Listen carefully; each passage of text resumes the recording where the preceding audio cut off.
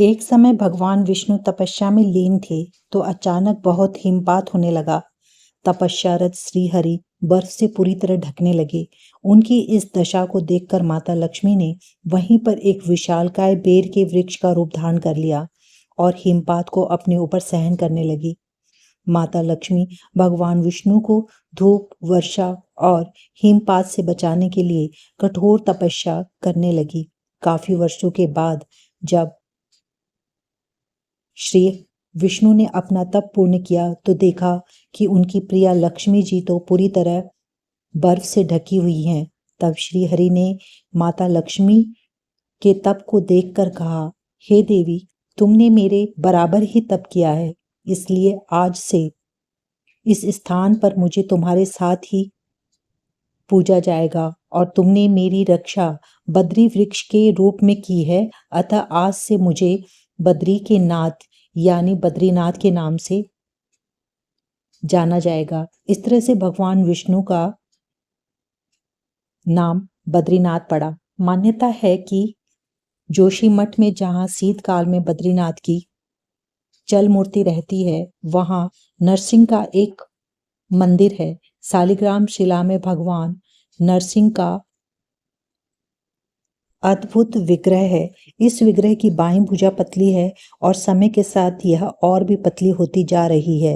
जिस दिन इनकी कलाई मूर्ति से अलग हो जाएगी, उस दिन नर नारायण पर्वत एक हो जाएंगे, जिससे बद्रीनाथ का मार्ग बंद हो जाएगा। कोई यहाँ दर्शन नहीं कर पाएगा। भगवान की आदि आकृति भविष्य बद्री जोशीमठ से 6 मील की दूरी पर कैलाश की ओर जाने वाले मार्ग पर स्थित है। यहाँ मंदिर के पास एक शिला है। इस शिला को ध्यान से देखने पर भगवान की आधी आकृति नजर आती है। जब यह आकृति पूर्ण रूप ले लेगी, तब यहाँ पर ही बद्रीनाथ के दर्शन का लाभ प्राप्त किया जाएगा। कब और कहाँ पर दर्शन? पुराणों में उल्लेख मिलता है कि सतयुग में यहाँ भगवान विष्णु के साक्षात दर्शन हुआ करते थे। शास्त्रों में वर्तमान बद्रीनाथ यानी बद्री विशाल धाम को भगवान का दूसरा निवास स्थान बताया गया है। भविष्य में जहाँ भगवान का धाम होगा, उसे भविष्य बद्री कहा गया है। बद्रीनाथ धाम की दिव्य ज्योति आपका मन मोह लेगी।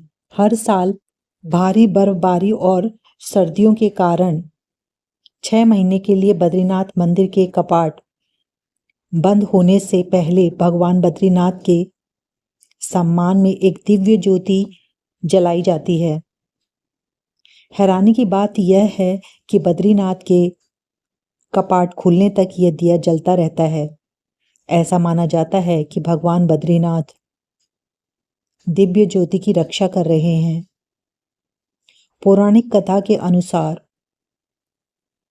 संपूर्ण केदार खंड पर शिव का आधिपत्य था। एक बार जब नारायण विष्णु बद्री धाम आए तो उन्हें बद्रीनाथ धाम बहुत भाया और उनका मन हुआ कि वे यह रह जाएं, लेकिन बद्री क्षेत्र में कोई स्थान खाली नहीं था। इसलिए उन्होंने एक योजना बनाई। वह वामनी गांव में एक पत्थर शिला पे जाकर लीला डूंगी बाल रूप धारण कर भगवान शिव और माता पार्वती के द्वार के सामने रोने लगे। उस समय माता पार्वती और भगवान शिव स्नान के लिए बद्रीनाथ मंदिर स्थित तप्त कुंड में स्नान के लिए जाने की तैयारी कर रहे थे। पार्वती ने उस रोते हुए नन्हे से बालक को देख उन्हें अपनी ममता की छांव दी। हालांकि भगवान शिव ने उन्हें मना भी किया, लेकिन माता नहीं मानी और बालक को अंदर ले जाकर वहां पर सुलाकर शिवजी के साथ स्नान के लिए चली गई।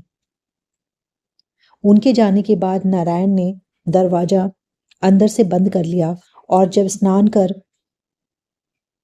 माता और भगवान शिव लौटे तो अंदर से दरवाजा नहीं खुला, तो वे अन्य केदारनाथ धाम चले गए और अपने अंश के रूप में वे यहाँ पर बने रहे। इस क्षेत्र के बारे में केदारखंड में भी वर्णित है। हालांकि यह एकमात्र दंत कथा है जो सदियों से चली आ रही है। पूर्व धर्माधिकारी भुवन उनियाल बताते हैं कि भगवान शिव माता उमा के साथ केदारखंड में विराजित थे और जब भगवान नारायण तिब्बत से भागकर बद्री क्षेत्र में आए तो ऋषि गंगा के पास वामनी गांव में एक सुंदर सा पत्थर है जिसे लीला डुंगी कहते हैं, जहां पर भगवान विष्णु ने बच्चे का रूप धारण कर उस स्थान पर लीला की, जिसके बाद से उस स्थान का नाम लीला डुंगी कहा जाने लगा। और आज भी जब श्रद्धालु बद्रीनाथ धाम आते हैं तो वामनी गांव स्थित लीला डुंगी के दर्शन करने अवश्य जाते हैं।